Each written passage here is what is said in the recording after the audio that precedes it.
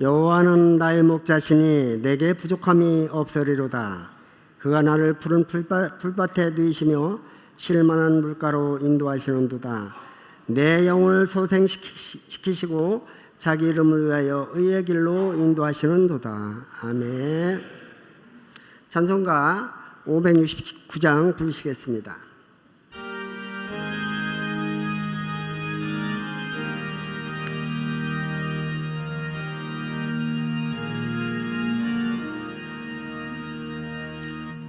선한 목자 되신 우리 주 항상 인도하시고 푸른 풀밭 좋은 곳에서 우리 먹여주소서. 선한 목자 구세주여 항상 인도하소서. 선한 목자 구세주여 항상 인도하소서. 양의 문이 되신 예수여 우리 영접하시고 길을 잃은 양의 무리를 항상 인도하소서. 선한 목자 구세주여 기도 들어주소서. 선한 목자 구세주여 기도 들어주소서. 은이 많고 약한 우리를 용납하여 주시고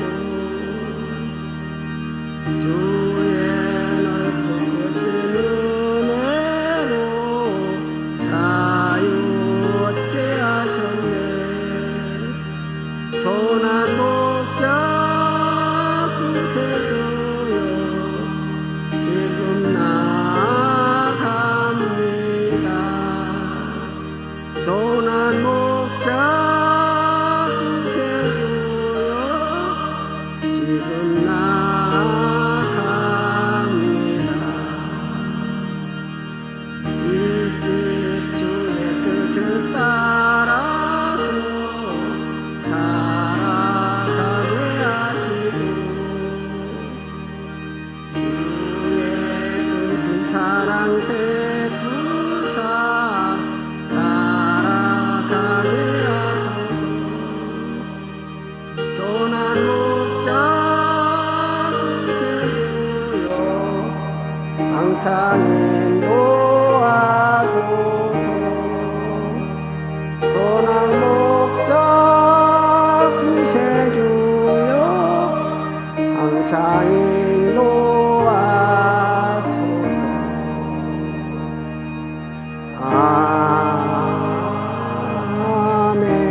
아멘. 이 시간은 충청면의 총무로 수고하시는 가익천 장로님께서 기도해 주시겠습니다.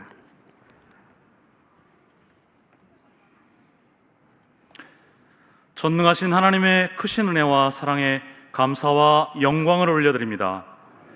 허물과 죄로 죽었던 저희를 예수 그리스도의 보혈의 은혜로 구원하여 주시고 하나님의 자녀 삼아주심을 감사드립니다. 기독교 대한감리의 장로회 전국연합회 장로부부 수련회를 전국 각지에서 한자리에 모이게 하심을 감사합니다. 합력하여 선을 이루고 하나님이 기뻐하시는 귀한 사명을 감당하는 장로회가 될 수 있도록 도와주옵소서. 더 많이 섬기고 더 열심히 봉사하라고 주신 직분임을 잊지 않게 하시고 주님이 주신 사명 이 땅에서 다할 때까지 강건하게 감당하는 장로들 될 수 있도록 도와주옵소서. 하나님, 대한민국을 위해서 기도합니다. 하나님의 강권적인 은혜와 믿음의 선배들의 수많은 순교의 피와 헌신으로 세워주신 대한민국을 지켜주시길 원합니다. 하나님이 세워주신 가정과 교회를 파괴하려는 악한 영의 세력을 결박하여 주옵소서. 동성애를 옹호하며 차별금지법을 통해 하나님의 법을 파괴하려는 악한 세력을 막아 주옵소서. 이단의 영과 미혹의 영을 잘 분별하고 대적할 수 있는 지혜와 능력을 더하여 주옵소서. 하나님 없는 세상을 이 땅에 이루려는 인본주의와 공산주의 사상을 물리쳐 주옵소서. 정치, 경제, 사회, 문화의 모든 방면에 있는 크리스찬들이 각자의 역할을 잘 감당하게 하셔서 하나님께서 기뻐하시는 대한민국이 될 수 있도록 도와주옵소서. 하나님, 제주도를 위해서 기도합니다.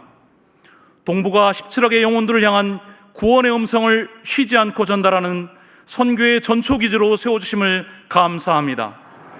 극동방송을 통한 복음이 더욱 확장되게 하시고 아름다운 결실의 소식들이 더 많아지게 하여 주옵소서.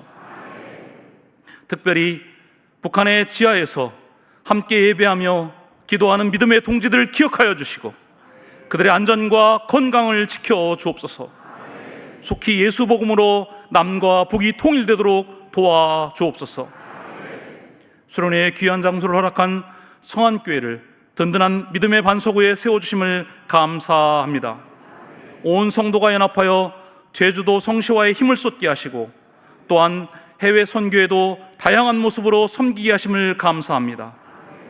이 성안교회 선교의 지경이 더 넓어지게 하시고 제주도에 입국하는 많은 외국인들에게도 열심히 선교하는 교회 될 수 있도록 도와주옵소서.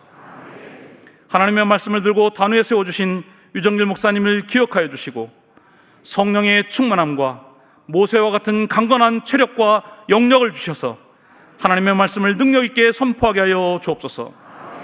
이 시간도 은혜를 사모하는 모든 이들에게 성령 하나님 함께하여 주시길 간절히 원하오며 죄와 사망의 법에서 우리를 구원하여 주신 예수 그리스도의 이름으로 감사하며 기도합니다. 아멘.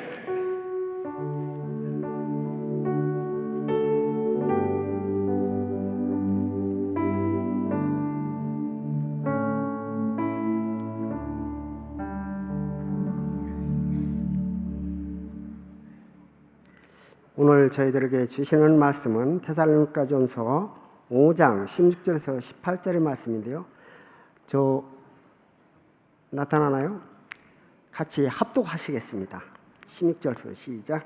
항상 기뻐하라. 쉬지 말고 기도하라. 범사에 감사하라. 이것이 그리스도 예수 안에서 너희를 향하신 하나님의 뜻이니라. 이 시간은 여기 본교회 제주 성안교회 유정길 목사님 나오셔서 하나님의 뜻을 아십니까? 라는 말씀으로 저희들에게 말씀을 대언해 주시겠습니다. 나오실 때 힘찬 박수로 맞이해 주시겠습니다.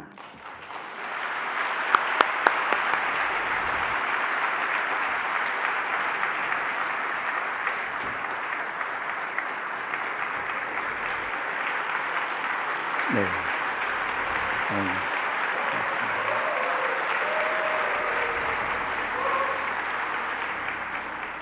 이렇게 열렬히 맞아주셔서 너무 감사합니다.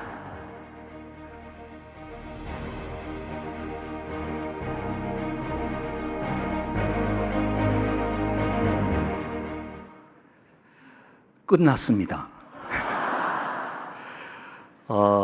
제주에 오신 여러분 너무나 환영합니다.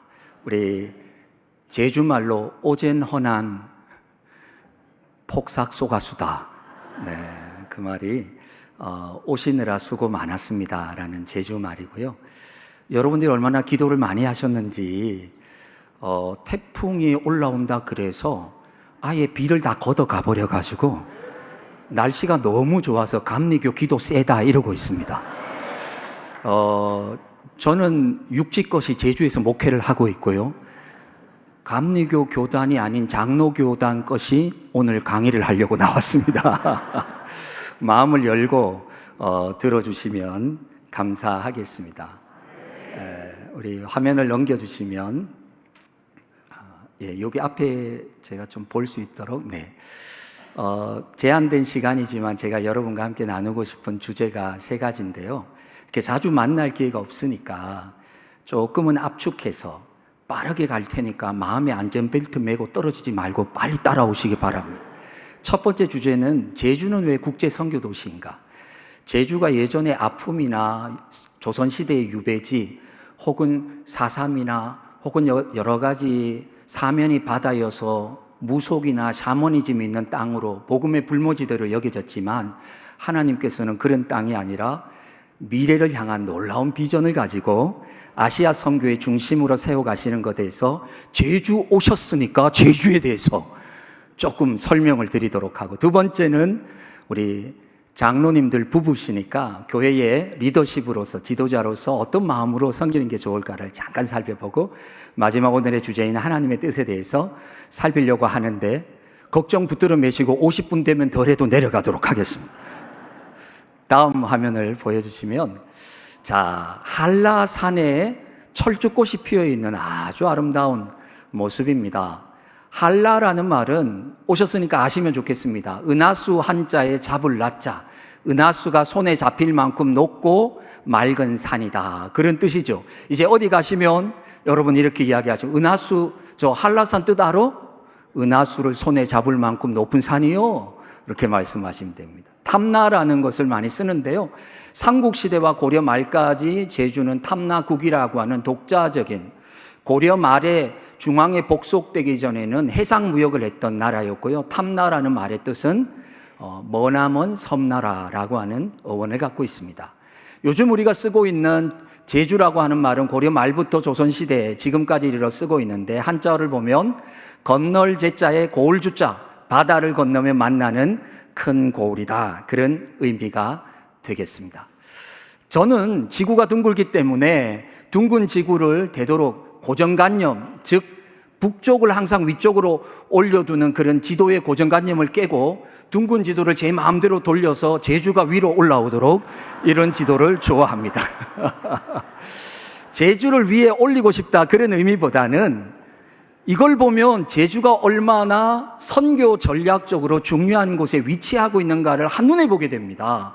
동쪽으로 보면 태평양 건너 미국과 태평양 바다를 건너는 세계적인 웅대한 꿈을 갖고 있고요, 남쪽으로는 일본이라고 하는 너무너무 중요한 선교 전략의 나라를 가까이 하고 있고, 서쪽으로 보면 중국이 있습니다. 이 중국 교회가 지금 상당히 어려움을 겪고 있지만, 여러분 중국 교회에 잠재력이 있는데 그것은 뭐냐면 힌두권, 무슬림권, 이슬람권, 그리고 불교권, 공산권에 다 갈 수 있는 소수 민족들이 엄청 많아서 하나님이 언젠가 지금의 중국교회의 탄압과 핍박을 통해서 순결하게 하신 다음에 아시아의 가장 중요한 나라 한국을 통해서 중국교회를 깨우시고 거기서부터 복음이 뻗어나갈 수 있도록 하시는 놀라운 일을 하실 거라고 믿습니다. 거기에 대만이 있고 필리핀과 인도 차이나 반도, 중앙아시아의 탄탄탄으로 끝나는 무슬림의 국가들, 북방의 몽골과 러시아까지. 그러므로 지금은 우리가 반도 국가이지만 휴전선 때문에 섬처럼 갇혀 있습니다. 우리는 위로 가지 못합니다. 그러나 통일의 그날을 하나님이 주시면 우리의 열차가 실크로드를 지나서 중앙아시아를 지나서 아프리카까지 가게 될 것이고, 우리의 열차가 저 블라디보스톡을 지나서 여러분 러시아를 지나서 폴란드와 우크라이나를 지나서 아시아의 유럽의 끝인 스페인과 포르투갈까지 육로로 열차를 타고 단기 선교를 갈 수 있는 놀라운 나라라고 저는 생각합니다. 하나님께서 한국의 5,000년 역사에 이런 때를 주셨습니까? K-컬처, K-푸드, K-드라마, K-무비, K-뷰티, K가 붙으면 오늘날 한국의 가치가 너무너무 놀라울 정도로 우리가 스스로 놀라고 있을 만큼 하나님은 한국을 놀랍게 일으켜 주셨습니다.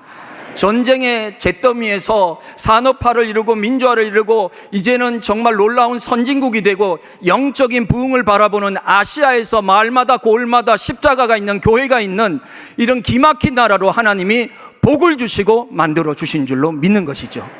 그래서 복음의 출발은 어디냐? 한라에서부터 백두까지, 백두를 지나서 열방으로 나아가게 된다고 한라에 있는 저는 소리 높여 외치는 것입니다.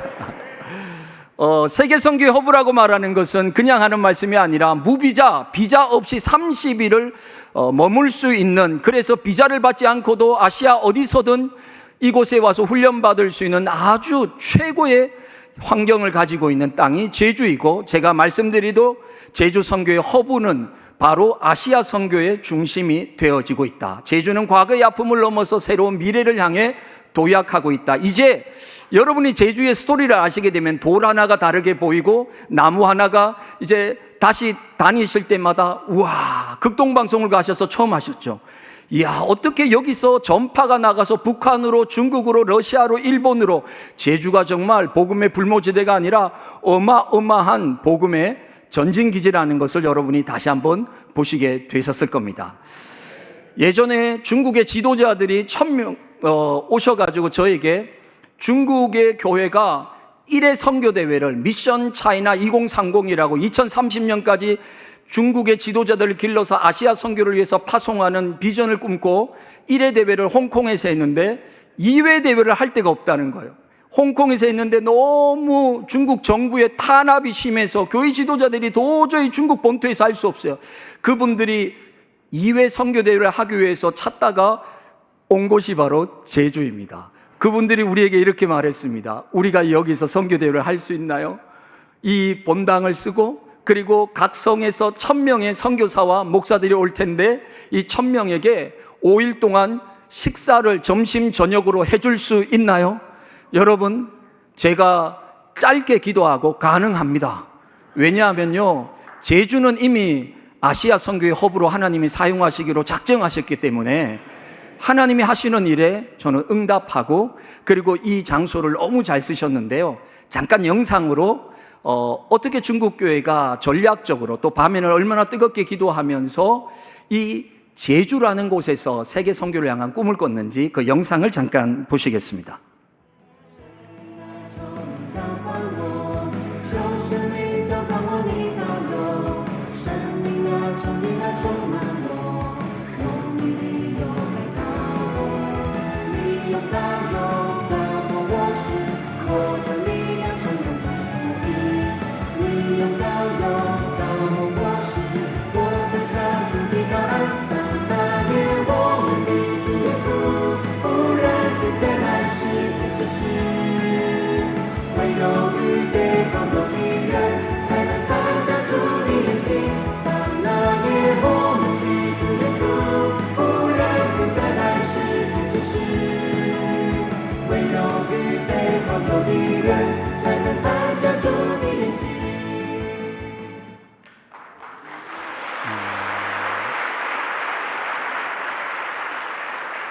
언어를 넘어 종족을 넘어 나라를 넘어서 하나님은 오늘도 세계를, 열방을 향해서 하나님의 놀라운 뜻을 이루어 가시는 줄로 믿습니다. 우리가 살고 있는 도시, 여러분이 각자 전국에서 오셨는데 여러분이 서 있는 도시가 하나님에게 쓰임받는 꿈을 꾼다면 그 교회와 그곳을 하나님은 사용하실 거라고 저는 확신합니다. 그렇게 우리는 놀라운 일에 쓰임받고 있는데, 제주의 복음이 처음 시작된 것은 1908년, 장로교로 따지면, 죄송합니다, 감리교 앞에서 평양신학교에 조선의 7명의 우리 신학생들이 졸업을 하고 최초의 장로교 7인의 목사로 안수를 받고 1907년 평양 대붕운동이 일어난 다음 한 해 뒤인 1908년 7명의 첫 조선인 목사 중에서 한 명인 이기풍 선교사님을 제주 선교사로, 그 당시까지 모든 한반도의 모든 땅에 선교사님들이 다 들어갔는데 그때까지 선교사님이 들어오지 않아서 교회와 학교와 병원이 지어지지 않았던 유일한 선교가 필요했던 땅, 제주에 한국교회 첫 선교지로 이기풍 선교사님을 보내셔서 이 교회를 세우셨습니다. 그것이 바로 118년 전 1908년 세워졌고, 그때 세워진 첫 번째 교회가 바로 우리 교회입니다. 그래서 우리는 제주의 첫 번째 교회이고 올해로 교회 창립 118주년을 맞이하고 있고, 저는 교회 창립 100주년이 될 때 부임해서 17년째 이곳에서 담임 목회를 하고 있습니다. 네. 감리교 장로님 부부 여러분, 항상 박수로 격려해 주셔서 감사합니다. 마음이 너무 활짝 열려 계신 것 같아요. 이 박수는 저에게가 아니라 이 일을 행하신 하나님에게만 영광이 되기를 소망합니다. 이기풍 선교사님이 오신 후에 이제 그 복음의 불모지되었던 황폐했던 땅, 사람들이 돌을 던지고 야소를 믿으라 하면 예수님을 믿으라고 하면 차라리 죽으라고 말하던 그 섬의 그 타지의 어려움 속에서 드디어 지금은 초교파적으로 500개의 교회가 서 있는 놀라운 역사를 하나님은 행하셨습니다. 그리고 바로 8년 전 캠퍼스 선교단체인 CCC가 우리 제주와 함께 이곳에서 바로 대학 캠퍼스 선교단체와 지역교회가 함께 연합해서 함께 영적인 연합을 이루어서 그 땅을 변화시키는 민족 복음화를 위한 행사를 했는데, 그것이 바로 엑스플로 2018이라고 하는 제주 선교 110주년에 일어났고 CCC 창립 60주년에 있었던 놀라운 선교 대회가 있었습니다. 그것은 새별 오름이라고 하는 아주 아름다운 오름, 산을 뒤에 두고 있었던 젊은이들과 제주 교회들의 세대를 뛰어넘은 영적인, 오직 예수님이 제주를 다스리신다라고 하는 선교 대회였는데요. 어떤 건지 궁금하실 것 같아서 영상으로 잠깐 보고 계속 이어가도록 하겠습니다.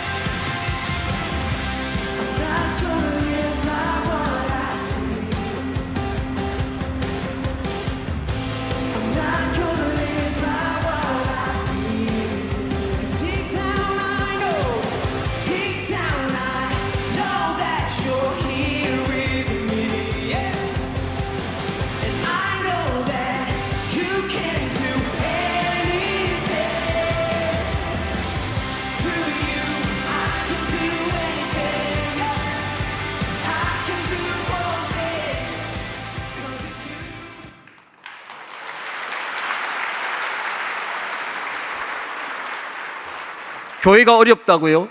그리고 앞으로 출산율이 줄어들면서 점점 다음 세대가 힘들어진다고요? 여러분, 어둠의 영들이 속삭이는 절망적인 이야기에 수긍하지 마시기 바랍니다. 한국교회는 다시 일어날 것입니다. 우리가 서 있는 모든 곳에서 깨어있는 장로님과 함께하는 성도들이 있다면 하나님은 새 일을 행하실 줄로 믿습니다. 안 된다는 이야기에 수긍할 필요가 없습니다. 하나님은 언제나 가장 어두운 시절에 새 일을 행하셨고, 우리는 이 선교를 통해서 하나님이 하시는 놀라운 일들을 보았습니다. 오늘의 시간 관계상 다 말할 수 없지만 놀라운 비하인드의 스토리가 있습니다. 하나님만이 하실 수 있는, 저 새별 오름에서 안개가 자욱하게 껴서 한치 앞을 볼 수 없어서 도저히 선교대회가 진행할 수 없을 때 시작됐네, 찬양이 시작되면 안개가 거짓말처럼 싹 거쳐지면서 맑아지고 그 예배를 드리면서 감격했던 그 순간은 하나님이 아니시면 누구도 알 수 없는 그 놀라운 일들을 경험했던 모든 2만 3만의 예배자들은 감격할 수밖에 없었습니다. 하나님의 살아계심을 언제나 우리 눈으로 확인할 수 있는 놀라운 임재가 그 가운데 있었기 때문입니다. 앞으로 2년 뒤, 우리가 8년 전 이 대회를 한 후에 CCC는 다시 우리와 함께 이렇게 하기로 했습니다. 10주년을 맞이해서 새로운 선교 대회를 하자고 했습니다. 그것은 트리플 A를 주제로 하고 있는데, 아시아와 아프리카와 라틴 아메리카, 예전에 영국과 미국 서구권이 선교를 주도해 왔다면 이제는 한국의 선교사와, 그리고 무엇보다도 아시아 지역에서, 또 아프리카에서, 특히 라틴 아메리카, 브라질 같은 나라에서 이제는 더 많은 선교사들이 일어나고 있는 새로운 선교의 시대를 맞이하고 있는데, 그 청년들이 제주로 몰려오는 2028 지저스 미션 2년 뒤입니다. 제가 여러분에게 소개하는 것은 여러분이 생각날 때 기도해 달라는 거예요. 제주에서 하는데 뭐 라고 생각하시는 것이 아니라 제주에서 하는 일이 곧 한국에서 하는 일이고 그 일이 곧 하나님의 역사라고 하는 것이죠. 그래서 그 일을 우리가 꿈꾸면서 2년 뒤에 있을 제주로 몰려올 수많은 세계 곳곳에서 대륙에서 오는 청년들과 함께 선교대회를 꿈꿈으로써 제주가 복음의 불모지대 아픔의 땅이 아니라는 완전한 전환점, 이제 이곳을 하나님이 얼마나 놀랍게 사용하시는지를 보려고 합니다. 이제 여러분이 보게 될 마지막 영상일 수 있습니다. 2028 지저스 미션 대회 영상을 잠깐 보시겠습니다.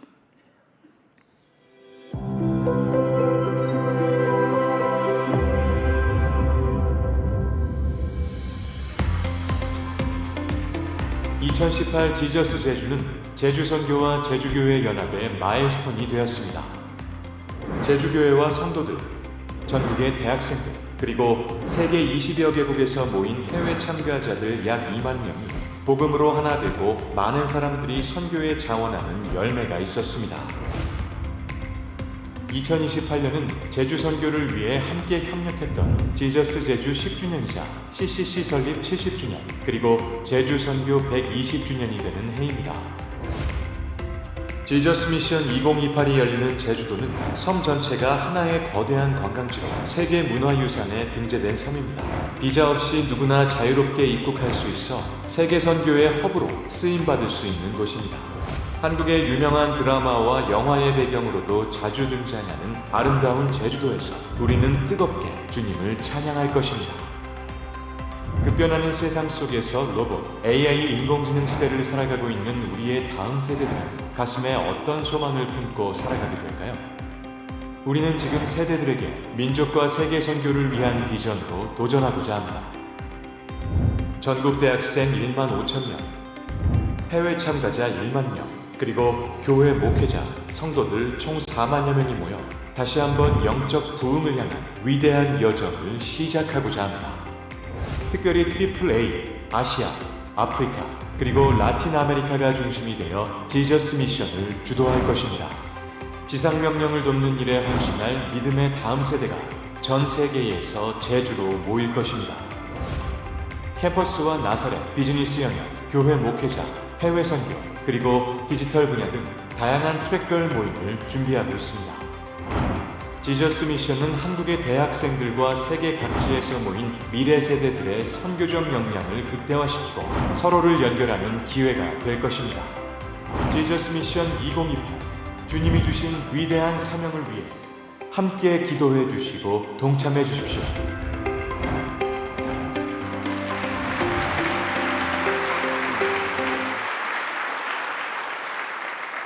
요즘 대학생들을 보면, 요즘의 젊은 세대를 보면 걱정되시지 않습니까? 우리 때는 아무것도 없어도 맨손에서 바닥에서부터 시작해서 모든 것을 헤쳐나왔는데 이제는 다 갖춰져 있어도 아이들이 할 수 있는 게 없다라고 혹시 생각하십니까? 아닙니다. 제가 가까이서 지켜보고 있는 청년들은 우리 세대와는 다른 창의적 아이디어와 전혀 다른 상황 속에서 미래를 향해 나아가는 전략적인 유연성을 가지고 다시 한번 새로운 세대로 거듭나고 있고, 성령님이 임하시면 그들은 놀라운 부흥의 세대가 될 것으로 저는 믿습니다. 우리 장로님들, 권사님들, 집사님들, 젊은 세대를 그리스도 안에서 믿어 주십시오. 신뢰해 주시고 응원해 주시고 격려해 주십시오. 절대로 한국교회는 죽지 않습니다. 다음 세대는 놀랍게 일어나게 될 것입니다. 이제 저는 두 번째 주제인 교회 지도자의 사명 가운데서 우리가 어떻게 세상과 교회 안에서 소통해야 될 것인가에 대해서 이야기를 나누고 싶습니다. 여러분, 혹시 이 두 분이 누군지 아십니까? 잘 아시죠? 네, 이병철 회장과 이건희 회장입니다. 지금의 삼성을 세계 초인류 기업으로 세운 놀라운 기업인들입니다. 이들의 여러 가지 탁월한 점이 있겠지만 더 놀라운 것은 반도체라고 하는 지금 세계 산업의 AI의 중심에 있는 이 모든 비즈니스를 이미 수십 년 전에 간파하고 이것을 다 알지는 못했을지라도 이것을 준비하는 지금의 한국을 만들 만한 기반을 만든 기업인들이었지요. 그런데 이병철 회장은 마지막 암으로 투병하다가 죽음을 맞이하게 됩니다. 삼성의 창업주인 이병철 회장님이 필경사를 통해서 마지막 죽음의 그림자가 다가왔을 때 이제 내가 더 이상 살아나기 어렵겠구나. 그때 그가 천주교의 신부님에게 자기 형님이 천주교에 귀했기 때문에 평소에 궁금했던 인생의 근본적인 질문 24가지를 불러주고 필경사가 써서 전해줬는데 그 대답을 듣기 전에 그는 안타깝게도 세상을 떠났습니다. 그 질문들은 바로 이렇게 필경사가 24가지의 질문으로 써서 남아있는데 그 중에 하나는 첫 번째, 신의 존재를 어떻게 증명할 수 있나? 신은 왜 자신의 존재를 똑똑히 드러내 보이지 않는가? 신이 인간을 사랑했다면 왜 고통과 불행과 죽음을 주었는가? 예수는 우리의 죄를 대신 속죄하기 위해 죽었다는데 우리의 죄란 무엇인가? 왜 우리로 하여금 죄를 짓게 내버려 두었는가? 성경은 어떻게 만들어졌는가? 그것이 하나님의 말씀이라는 것을 어떻게 증명할 수 있나? 인간이 죽은 후에 영혼은 죽지 않고 천국이나 지옥으로 간다는 것을 어떻게 믿을 수 있나? 지구의 종말은 오는가? 그리고 기독교를 믿지 않고는 천국에 갈 수 없는가? 무종교인, 무신론자, 타종교인 중에도 착한 이들이 많은데 이들은 어디로 가는가? 여러분, 기업인이었지만 너무나 예리한 통찰력을 가지고 누구나 인생에 대해서 궁금할 만한 질문들을 24가지를 던지고 그는 그 대답을 듣지 못하고 떠났지만 이병철 회장이 남겼던 그 질문에 대해서 많은 사람들은 대답을 하려 했습니다. 수많은 책들이 나오기 시작했는데요. 많은 신학자들이 또는 목회자들이, 신부님들이 여러 가지 대답들을 하고 심지어 챗 GPT에게 24가지 질문을 했더니 챗 GPT도 대답을 해서 책으로 나왔고, 이어령 교수님이 따님 때문에 기독교를 믿고 그분이 메멘토 모리라고 이어령 교수님이 바로 이병철 회장의 질문에 대해서 책을 내기도 했고요. 노숙자 목사님도 책을 내기도 하셨고요. 또 여러 분야에 있는 사람들이 각각 얼마나 치열하게 이 대답을 하기 위해서 했는데 이분도 냈어요. 누군지 아시겠어요? 네. 지금 구속되신 그분이 이병철 회장의 답에 대해서 내가 멋지게 대답하겠다라고 젊은이들을 미혹하면서 신천지에서도 대답을 했습니다. 그만큼 이 질문이 아주 중요했고 많은 반향을 일으켰죠. 여러분, 베드로전서 3장 15절 말씀 우리 앞을 보고 한 목소리로 같이 읽겠습니다. 너희 속에 있는 소망의 이유를 묻는 자에게는 대답할 것을 항상 준비하되 우리는 온유하고 부드러운 마음, 하지만 겸손하고 두려운 마음으로 항상 왜 예수님을 믿어야 합니까? 왜 천국과 지옥이 있습니까? 정말 죽은 후에 사후가 있습니까?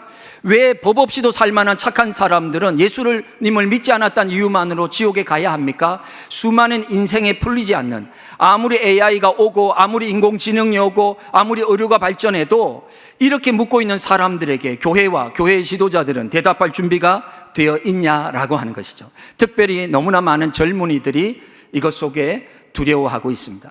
저는 교회 안에서는 목회자들이 선포만 하면 됩니다. 왜냐하면 성경 말씀을 진리로 믿고 있는 분에게는 선포만 해도 아멘이 됩니다.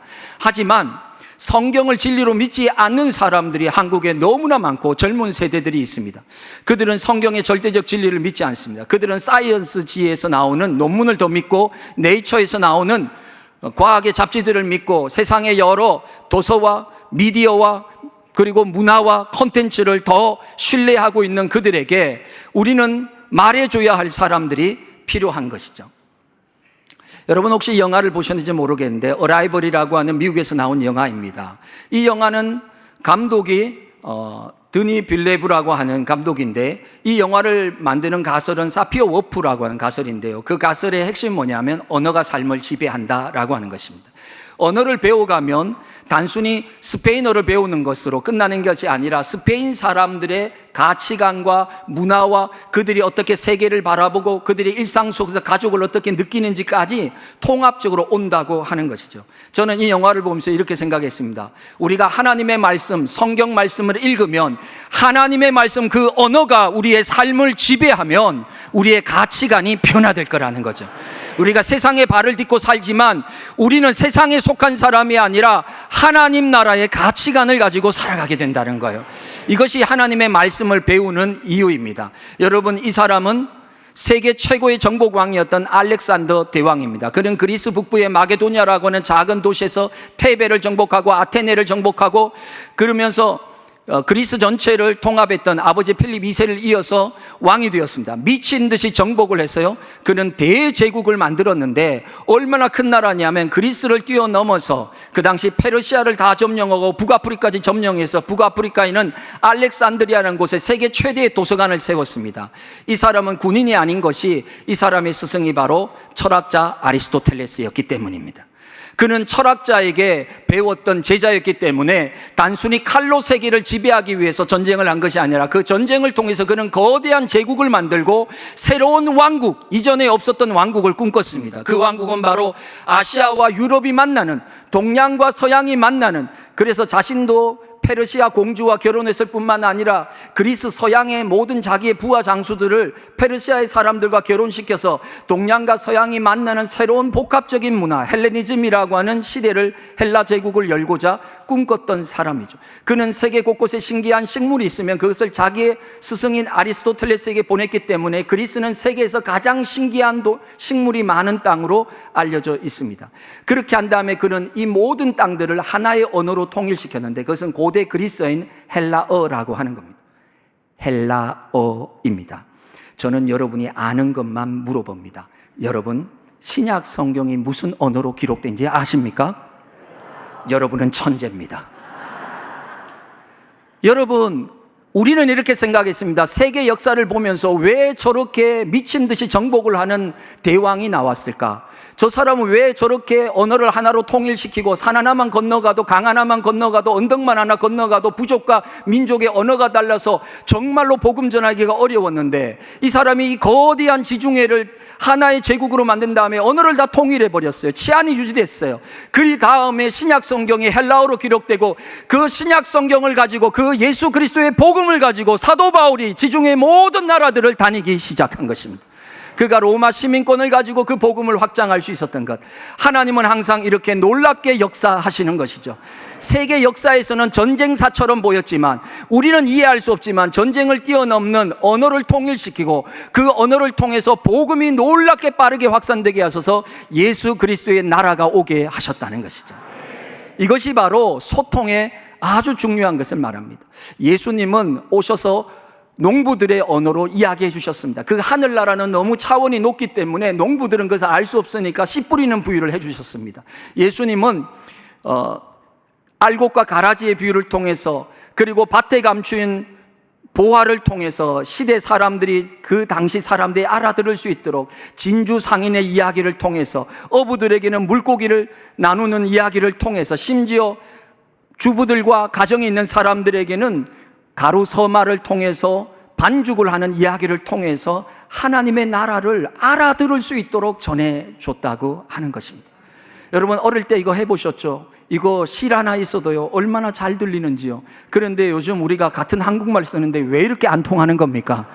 남편은 아내 때문에 속이 터져나가고요, 아내는 남편 때문에 도대체 저 인간은 아무리 말해도 귓구멍이 막힌 것 같다고 이야기를 합니다. 우리는 같은 한국말을 쓰는데 세대마다 이렇게 언어가 안 통하는 이유가 있습니다. 여러분, 우리가요 이중 언어를 해야 됩니다. 제가 투르키에 갔을 때 터키 목사님하고 같이 만났는데 너무 좋은 분이었어요. 그런데 그분이 영어를 못했습니다. 그래서 우리 이야기하는데요, 그분이 터키어만 하니까 터키 선교사님이 저하고 통역을 해줬을 때 저는 터키 목사님하고 너무 즐거운 터키의 여러 선교나 핍박 속에서도 일어나는 일들을 들을 수 있었어요. 그런데 선교사님이 갑자기 급한 일이 있어서 1시간 정도 갔다 와야 된다면서 선교사님 떠나셨어요. 터키 목사님과 저만 앉아있는데 우리는 계속 어색하게 웃고만 있었어요. 그래서 제가 뭐라고 이야기해도 왜? 여러분, 그때 제가 뼈저리게 알았어요. 한국으로 돌아오면서 아무리 선의를 갖고 있고 아무리 좋은 마음이 있어도 언어라고 한계 속에 부딪혀 있으면 도저히 무슨 뜻인지를 전달할 수 없구나. 여러분이 해외여행을 하면서 느꼈던 그 답답함이 여기 있는 것이죠. 여러분, 우리가 하늘의 언어를 성경 말씀을 통해서 알고 있지만 여러분, 지금 사회 속에 살아가는 수많은 사람들은 하늘의 언어를 들을 수 없어요.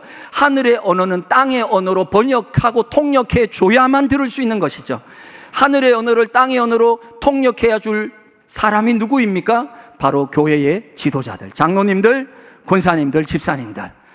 하늘의 언어를 구수하게 사람들의 언어로 전달해 줘야 되는 것이죠. 또 하나 종교적 언어를 일상적 언어로 들려줄 수 있는 감각과 센스.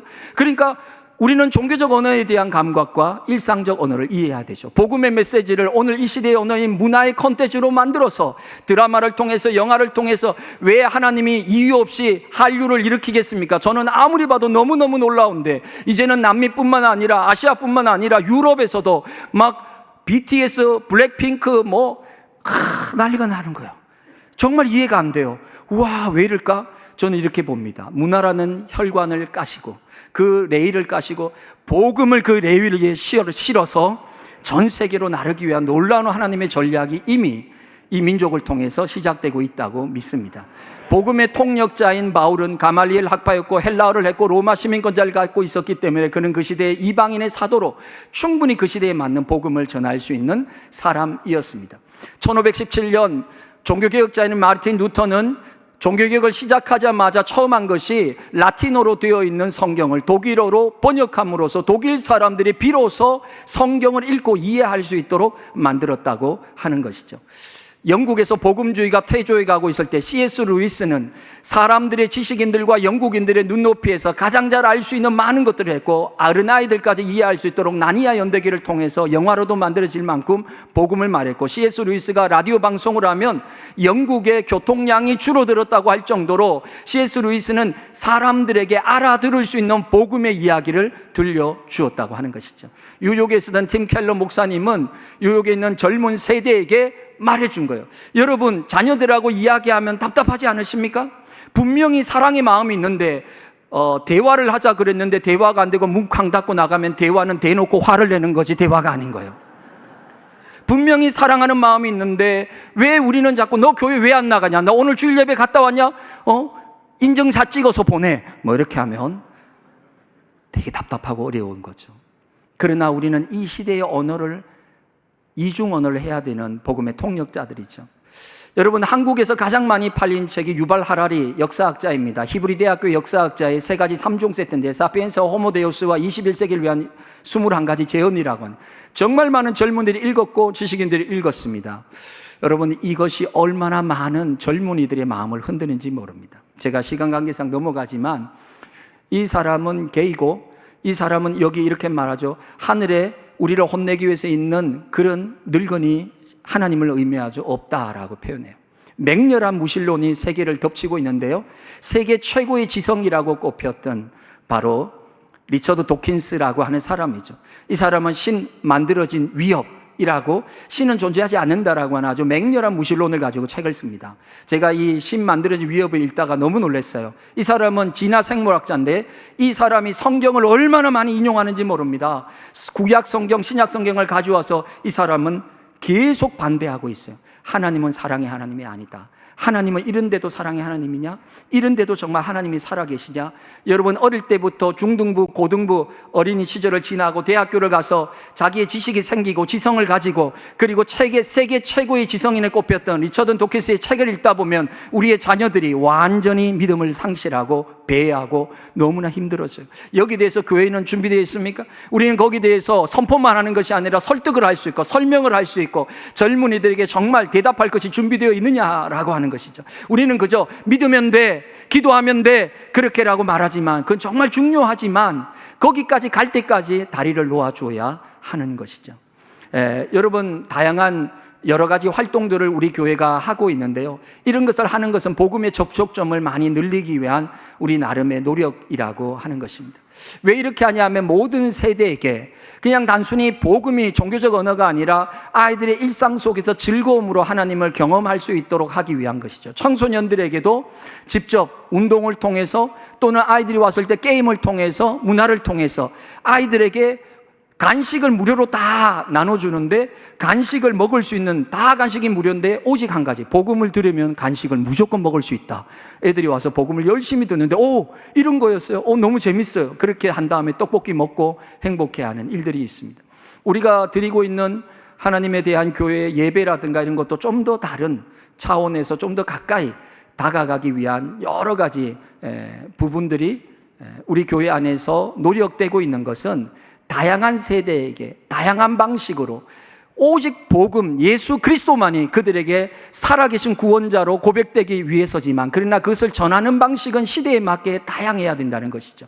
때로는 선포되는 설교가 아니라 중등부, 고등부 목사님들과 함께 토크쇼로 진행하기도 하고, 성안 가탈란트라고 해서 젊은 세대의 부부들이 이것을 통해서 복음을 하고, 추수감사주일에는 우리 가락을 통해서, 대금을 통해서, 또 장고와 북을 통해서, 그리고 성탄절에는 뮤지컬을 통해서 여러 가지 다양한 모습들로 진행하고 있습니다.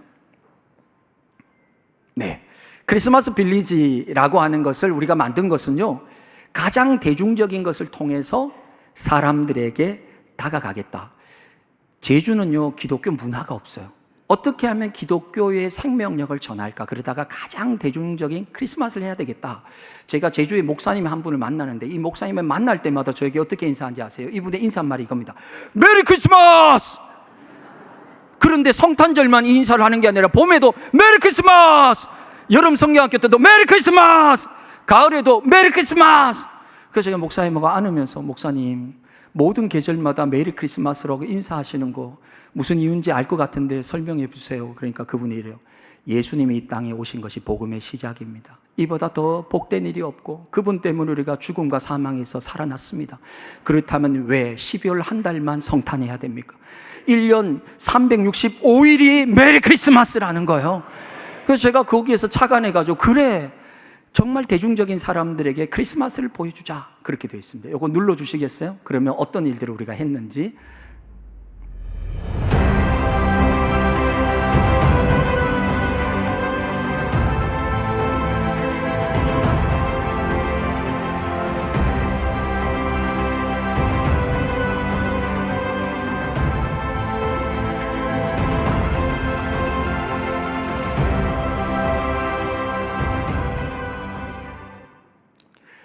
우리가 이렇게 교회 마당을 꾸미고 한 것은요, 그냥 사진 찍기 좋은 핫플레이스를 만들기 위해서가 아닙니다. 처음에는 이런 것 때문에 점점 크리스마스의 분위기가 없어지는 곳에 오겠지만, 이곳에 왔다가 그들이 진짜 성탄의 스토리를 들으라는 거예요.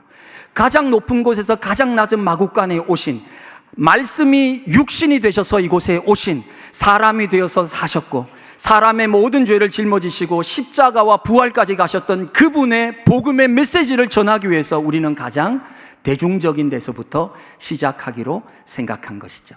네, 이렇게 진행들이 됐고요. 그래서 처음에는 많은 사람들이 호기심에서 트리가 있고 여러 가지가 있으니까 와서 사진을 찍기 시작했어요. 우리 교회 앞에 추수감사절이 지나면 니팅을 해서 다 짜가지고 가로수에다가 옷을 쫙 입혔습니다. 니팅 부대 200명을 모집해서 6개월 동안 열심히 짰습니다. 그리고 나무에게 옷을 다 입혔어요. 그러자 12월이 되니까 갑자기 우리 교회 길에 차를 타고 딱 들어서면 사람들이 분위기가 바뀌었네. 이게 뭐야? 왜 나무가 무슨 옷을 입고 있어? 하다가 사람들이 느낍니다. 크리스마스구나. 성탄이 왔구나. 그러면서 이 도로를 지나가는 모든 차들이, 제주 시민들이, 도민들이 그렇게 깨닫기 시작했죠. 성도들이 이것을 나무에 하나씩 입히면서, 그리고 여러 가지 프로그램들을 하면서 우리 교회에서 시작된 이것들이 다른 제주의 교회들로 확산되고 시작했습니다. 어린이들이 참여하고 외국인들이 와서 참여하고 가족들이 참여하는 다양한 성탄의 프로그램을 했어요. 네, 이거 음량이 있는데, 요거는 뭐냐면 도슨트라고 해서 아까 화려했던 조명만이 아니라 아이가 해설사가 나오는데, 저 아이가 해설사 중에서 가장 인기가 많았던 아이입니다. 성인보다도 초등학생이 여러분 예수님이 이 땅에 오셔서 이곳에 이렇게 하니까 막 어린이와 부모님들이 엄청 많았어요. 뭘 했으냐면 예수님이 이 땅에 오신 이야기를 다 1번부터 쭉 해서 들려줬죠. 그리고 버스에는 예수님의 생일 축하, 해피 버스데이, 예수님 생일 축하드려요, 그런 것들을 광고했고요. 교회 안에서는 다양한 문화 행사를 통해서 좀 더 복음이 익숙하지 않은 새 가족과 사람들에게 어떻게 하면 복음을 조금 문화적인 것으로, 그러나 복음의 본질은 아주 리얼하고 그리고 타협하지 않고 십자가의 복음, 부활의 복음으로 뮤지컬을 녹음하고 작사 작곡하고 그러면서 다양한 사람들에게 문화를 통해서 복음을 전하는 일들을 해오고 있습니다. 어린이들에게는 어린이 뮤지컬을 통해서, 이게 바로 이기풍 목사님이 다시 21세기 우리 교회에 온다면 어떻게 하실까 하고 저분이 지금 복음의 불시착으로 여기 와 있는 뮤지컬을 하고 있는 것이죠. 여러 가지 문화 선교팀을 통해서, 그리고 지금 얼마 전에 자생적으로 교사와 학부모들이 인형극단을 만들었어요. 그래서 인형극을 하기 시작했는데, 여러분 아이들이 유튜브와 그리고 전부 인터넷만 하느라고 안 볼 것 같죠. 아이들이 어린이에요. 인형극을 하니까 얼마나 집중하는지 손 들고 아이들이 정말 많이 모이게 됩니다. 그 인형극단이 교회에서 시작했지만 교회 울타리를 넘어서 지금 어디로 가느냐, 지금 초등학교에 초청을 받기 시작했어요. 그래서 초등학교에 가서 거기에서 예수님이라는 직접적인 표현을 하지 않지만 예수님의 메시지, 복음의 메시지가 있는, 정말 아이가 치유되고 회복되는 이 놀라운 일들을 이제 계속적으로 하고 있습니다. 제가 마지막 이야기만 하고, 사실 주제가 하나님의 뜻인데 이것은 다음에 제주대에 오셨을 때 제가 할 걸 남겨둬야 다음에 또 세워줄 것 같아서 농담이고요. 하나님의 뜻은 너무나 분명합니다. 항상 기뻐하라, 쉬지 말고 기도하라, 범사에 감사하라. 이것이 그리스도 예수 안에서 너희를 향하신 하나님의 뜻이니라. 하나님은 이것이냐 저것이냐, 이 사람이냐 저 사람이냐, 이 투자자냐 저 투자자냐, 이 사업이냐 저 사업이냐, 이 도시냐 저 도시냐, 우리는 자꾸만 무언가 정답을 찾으려고 하지만 하나님은 우리에게 태도를 원하신다는 것입니다. 이해되지 않아도 기뻐하고, 알 수 없는 상황에도 기도하고, 감사할 수 없을 때도 감사하는 마음의 태도를 갖고 있다면 하나님은 하나님의 뜻 안에서 우리를 인도하시고 마침내 그 뜻 안에서 우리를 사용하실 것입니다.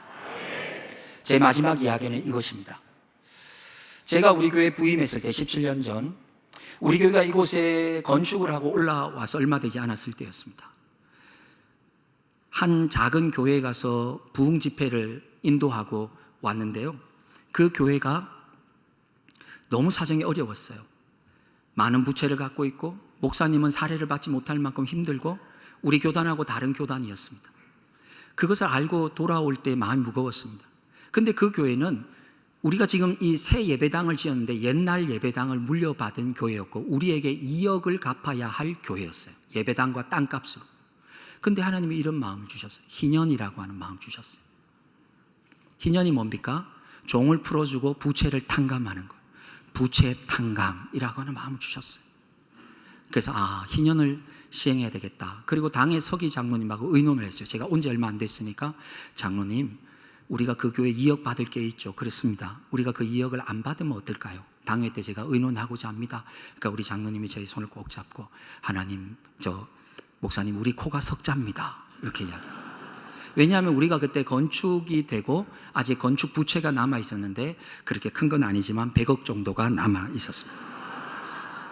우리가 100억이 부채로 있는데 지금 2억을 받았으라도 이자 갚는데 보태야지, 원금을 고사하고라도. 근데 지금 2억을 탕감하자는 이 철없는 목사가 장로님께 말하니 장로님이 기가 찬 겁니다. 상식적으로 현실적으로 말이 안 되는 이야기를 하는 겁니다. 자, 그런데요, 기도만 하면 하나님이 계속 희년, 부채, 탕감, 이 마음을 주시는 거예요.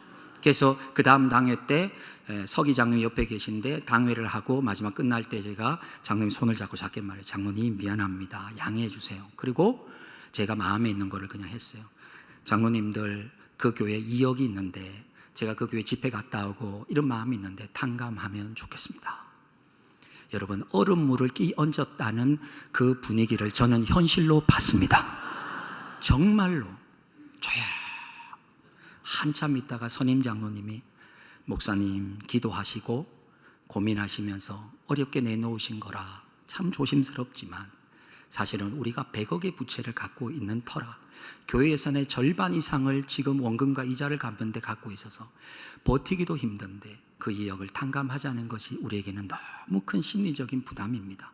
본물 터지듯이 그 다음 장로님이, 목사님 좀 우리 현실을 생각해 주십시오. 너무나 당연하고 이해가 되는 말씀을 하는데요, 제가 설명했어요. 빚진 사람 마음은 빚진 사람이 안다고. 그 교회 2억은 우리 교회 200억보다 더 큽니다. 우리가 그거 해줘야지. 그리고요, 우리가 상식적인 일만 하면 무슨 교회입니까? 정말 말도 안 되는 하나님의 역사가 때로는 우리에게는 비현실적이처럼 보일지라도 하나님이 감동 줄 때 우리 앞으로 한번 나가봐야 되지 않겠습니까? 제가 그렇게 이야기하는데요, 여러분 아멘 하신 것처럼 10분, 15분 이렇게 이야기하다 보니까 우리 장로님들 마음이 움직였었어요. 마지막 장로님 한 분이 농담하고요, 그리고 다 안 받기로 결의했어요. 뭐라고 농담하셨냐면, 어차피 못 받을 것 같은데 인심이나 크게 씁시다. 그리고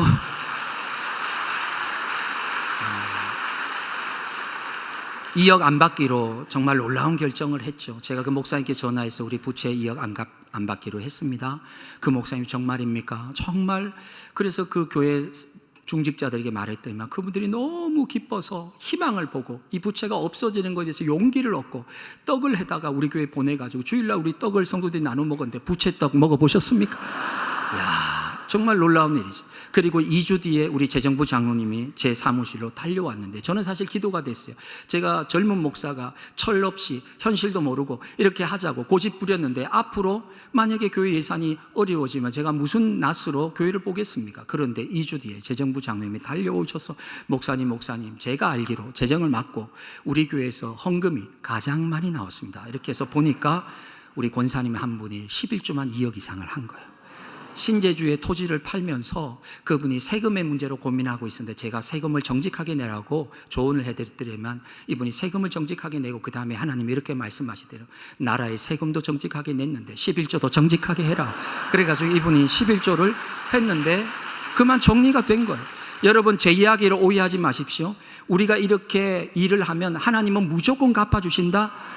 아니요. 그리 아니하실지라도, 그렇게 하지 아니하실지라도 하나님께서 우리에게 성령의 감동을 주실 때 순종하면 세상의 상식을 거슬러 오르는 하나님의 역사가 일어날 줄로 믿습니다.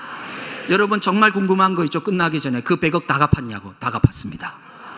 이미 오래전에 다 갚았는데요, 어떻게 갚았냐고요? 저도 정말 신기하더라고요. 그렇게 우리가 일하고 하나님이 조금은 기쁘셨나 봐요. 우리 교회가 하는 일을 보고 너희들이 정말 이렇게 했구나, 얼마나 기쁘셨는지. 그때부터요, 이효리 씨가 TV에 나와서 제주도 와서 사세요, 이상순 씨하고 계속하죠. 연예인들이 세컨하우스 진다 그러죠. 전부 다 1년 살이 뭐 하면서 제주도로 사람들이 밀려오기 시작하는데요, 정말 감당이 안 되는데 세 가족이 한 주에 30명씩 밀려오기 시작하는데 우리가 입을 떨리면서 세상에 하나님이 작정하고 막 밀어 넣어주시는 것 같은, 도저히 우리가 이해 안 되는 놀라운 폭발적인 성장이 막 흐름과 함께 제주도로 막 쏟아지는데 이게 무슨 일인가 싶은데 제가 앉아서 하나님 어째 이런 일이 일어났습니까 하니까 제 마음에 그런 거예요.